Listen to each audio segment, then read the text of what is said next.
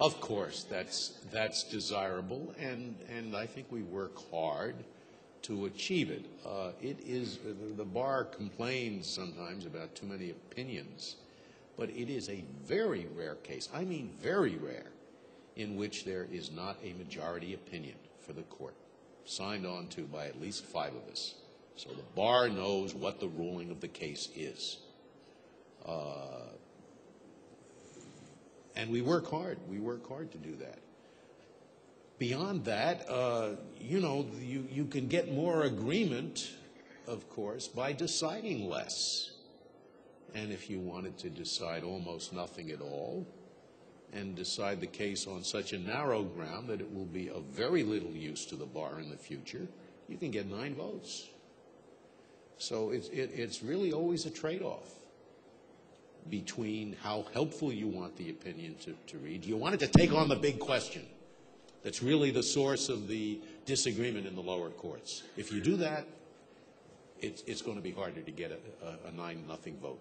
If you want to decide this case on the basis of this little technicality in this case, you know, you'll decide this case, but you won't help the bar at all. And bear in mind that we only take cases to help the bar. These cases, you know, it's our choice whether we take a case or not. We usually take it to solve a problem, a disagreement among the lower courts.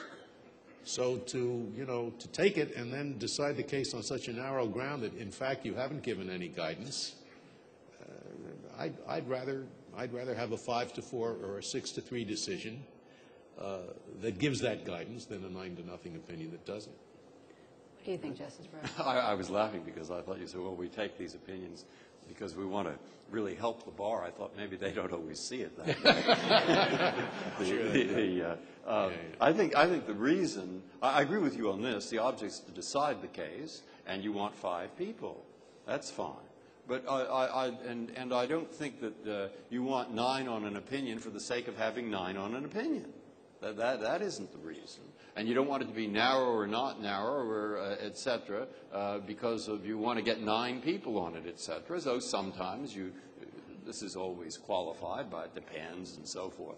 But there are good reasons sometimes for deciding things narrowly that have nothing to do with whether we can announce we're unanimous.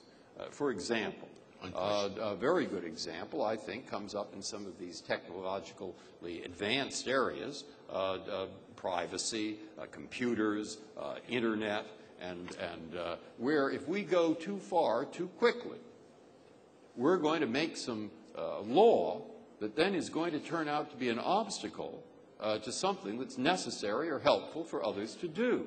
And I say that because I think it's important to see that a court, particularly our court, in my opinion, as working best with a new area, and sometimes older areas, when it comes in late in the day.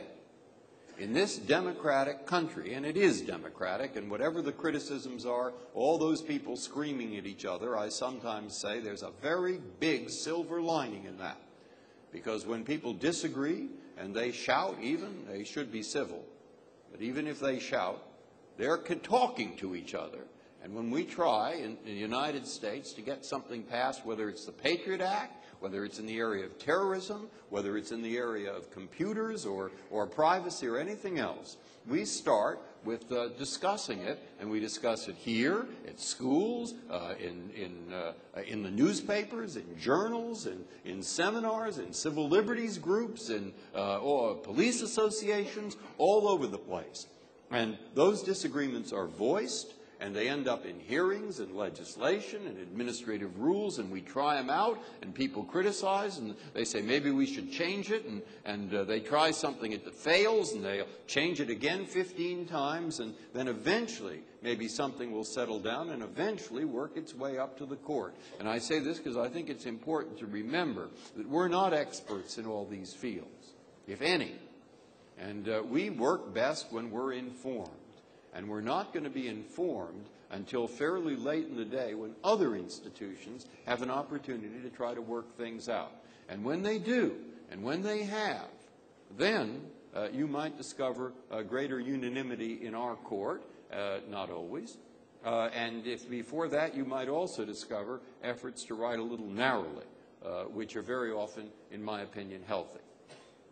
But do you think they're... But before you go on, let me go on record, lest I be misquoted or misunderstood. I am not against narrow opinions. There are good reasons for narrow opinions. One of them is not to get 9 votes. That's all I'm saying. Why not?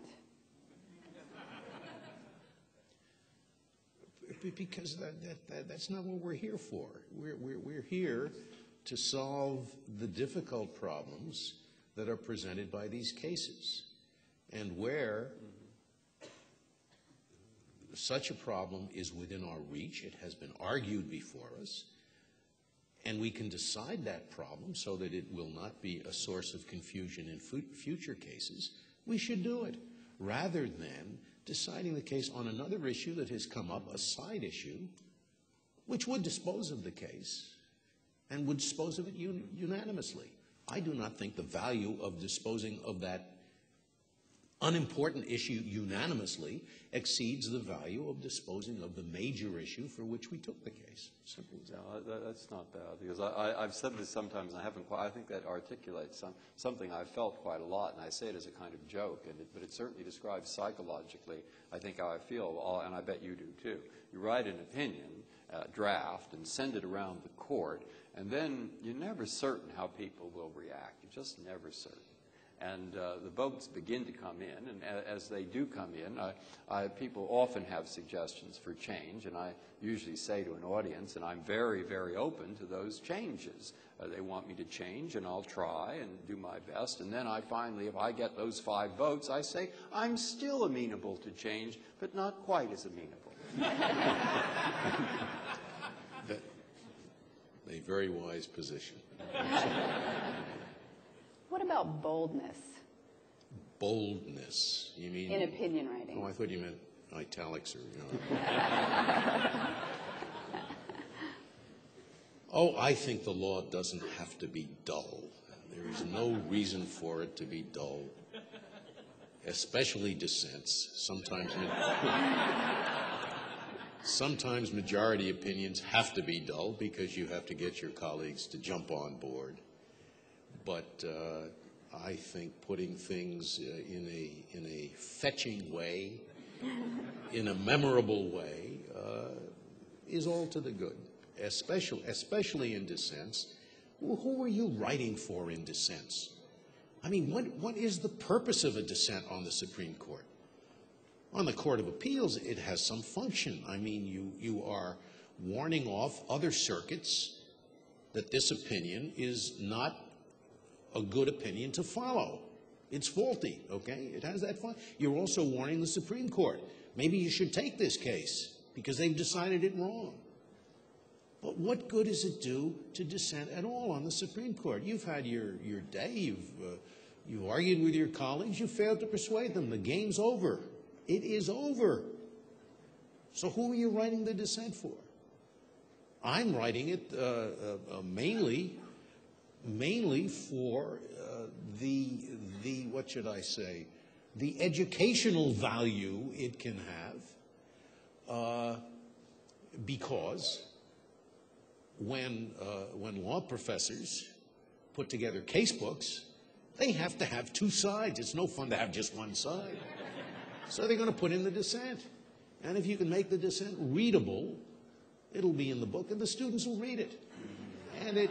And it has that educational value. Because frankly, you know, my philosophy, originalism used to be orthodoxy. It is not anymore. There are very few. There are only 2 certified originalists on the court, Clarence Thomas and I. I don't hope to persuade my current colleagues or even the current bar. It's too late for you guys. I mean, you but maybe the next generation. Maybe we can get back to what used to be orthodoxy.